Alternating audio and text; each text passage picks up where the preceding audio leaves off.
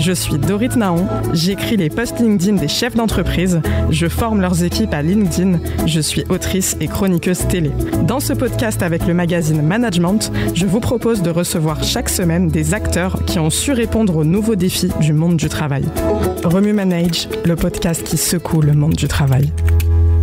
C'est la fondatrice d'une plateforme qui place les compétences au cœur du processus de recrutement. Elle dirige Peoplein, la promesse de tests digitalisés pour présélectionner les candidats sans CV et promouvoir un recrutement éthique et inclusif, ouvert à tous les profils. Bonjour Élodie Sarfati. Bonjour Dorit. LinkedIn a sorti un rapport annuel, le Global Talent Trend. Je vais en lire un extrait et je te fais réagir juste après. 92% des professionnels du talent déclarent que les soft skills comptent autant ou plus que les compétences techniques lorsqu'ils embauchent et 80% déclarent qu'elles sont de plus en plus importantes pour le succès de l'entreprise. Mais même si tout le monde s'accorde à dire que les soft skills sont extrêmement précieuses, la plupart des entreprises ont encore du mal à les évaluer avec précision et seulement 41% d'entre elles ont même mis en place un processus formel pour les mesurer. Comment on fait pour détecter des soft skills en entretien ? Alors, en entretien, c'est évidemment pas la même chose qu'en présélection. En entretien, l'idée, c'est de mener des entretiens plutôt structurés, donc d'avoir vraiment des questions de situation. Après, effectivement, nous, on va plutôt s'attacher à les détecter, ou en tout cas en détecter une partie, avant l'entretien, pour pouvoir faire en sorte que ce soit le plus objectif possible, en tout cas que la présélection soit la plus objective possible. C'est intéressant dans ce que tu dis, c'est déjà de bien définir le mot compétence, parce qu'effectivement, dans les compétences, en tout cas selon les définitions, moi je mets bien les soft skills, donc les savoir-faire et les savoir-être. Et après, il y a les savoirs et les compétences techniques, et c'est vrai que c'est celles-ci qui sont plus facilement repérables sur CV, et les autres, les soft skills, on veut bien que les candidats en aient, mais on ne sait pas comment les repérer ou les évaluer. Selon Pôle emploi, d'ici 2030, les soft skills seront au cœur des stratégies de recrutement des entreprises. Je cite, « Dans un futur proche, les compétences techniques ne suffiront plus pour se distinguer. Il faudra aussi développer des compétences socio-émotionnelles, les soft skills. » Tu partages cette analyse ? Complètement. En réalité, aujourd'hui, la moyenne d'une compétence technique, de durée de vie d'une compétence technique, elle tourne autour de 2 ans.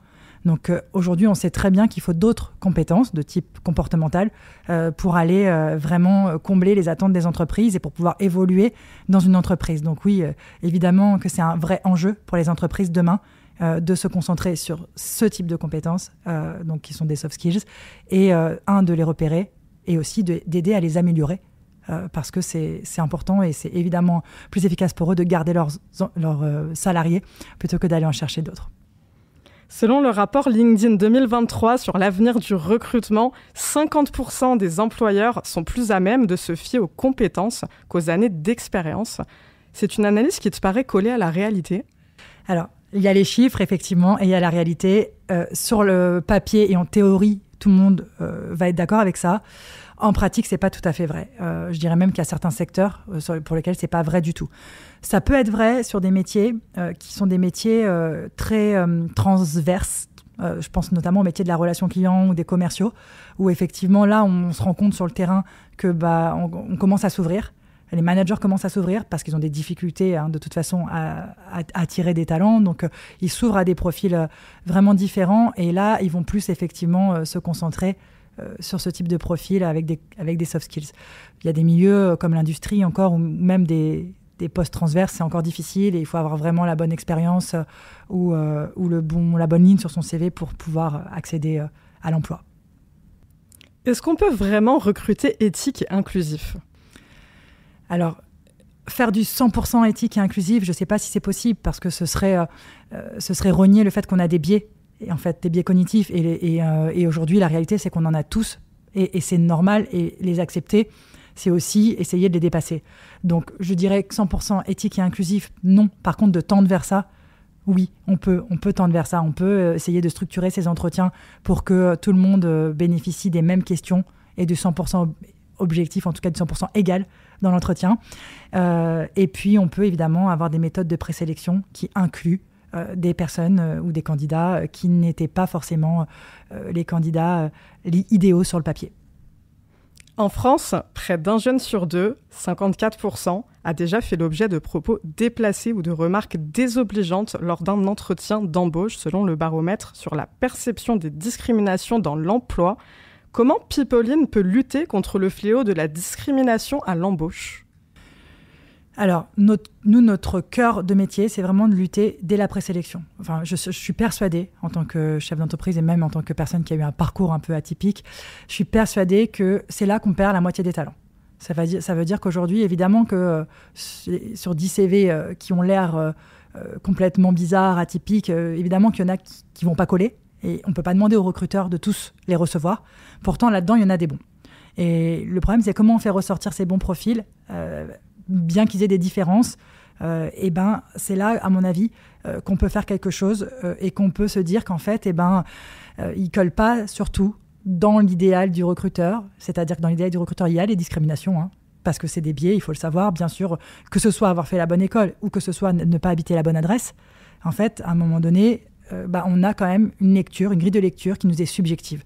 Et ça, on ne peut pas le nier. Et comme on doit recevoir qu'une personne sur les 10 CV, par exemple, envoyés, on fait des choix. Et ils ne sont pas tous objectifs, évidemment.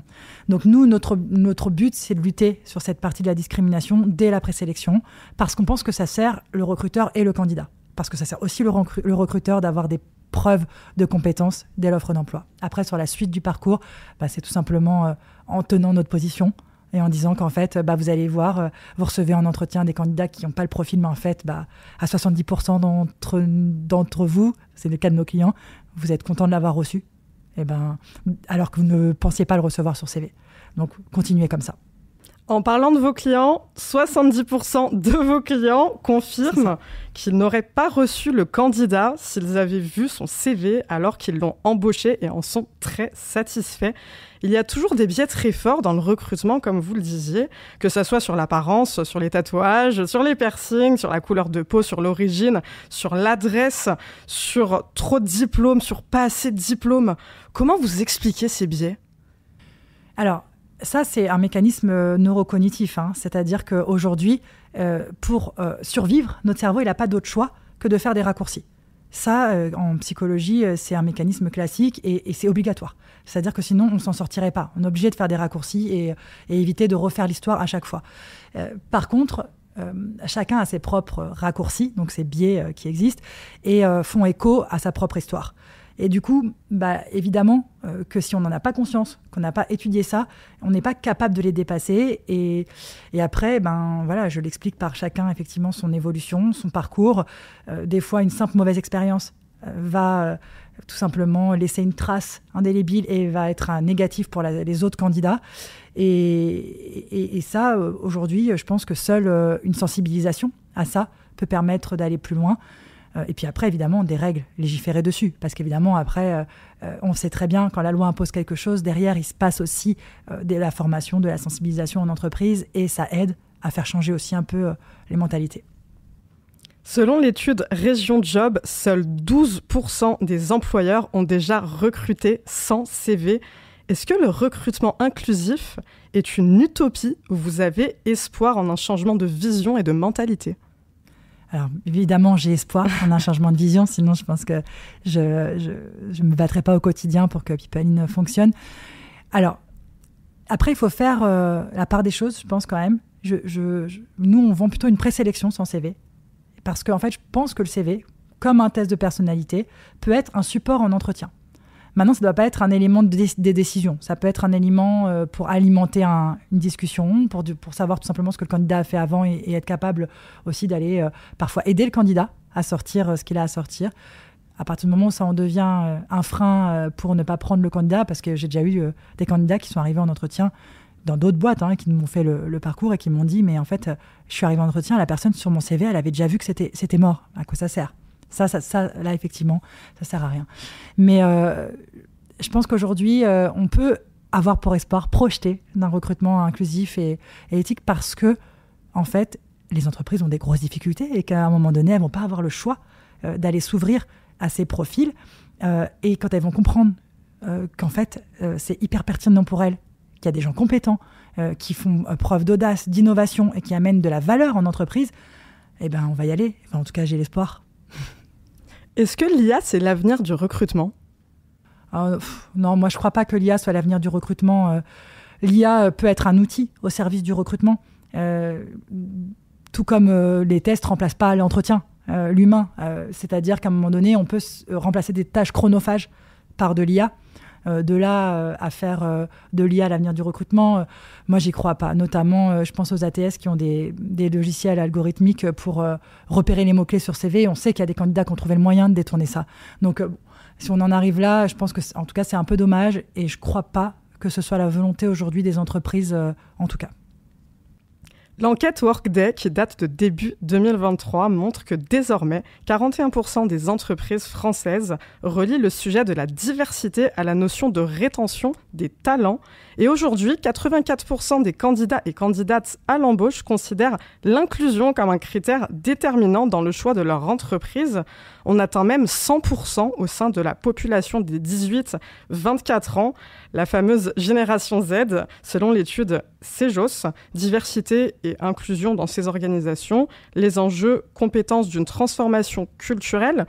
La diversité et l'inclusion, ça commence dès l'embauche ? Oui, bien sûr. Et ça fait totalement...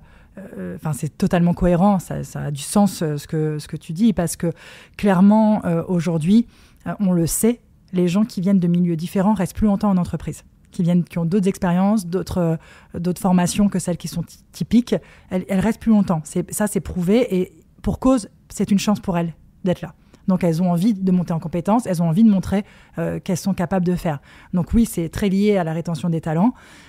Et après, pour la question du sens, clairement, on le sait, le sens est un des enjeux majeurs pour les jeunes de demain et les jeunes d'aujourd'hui aussi, pour tout simplement vos futurs salariés. Et donc, du coup, le sens, ça peut passer par des questions écologiques, mais ça peut aussi passer par des questions d'égalité des chances et notamment de justice sociale.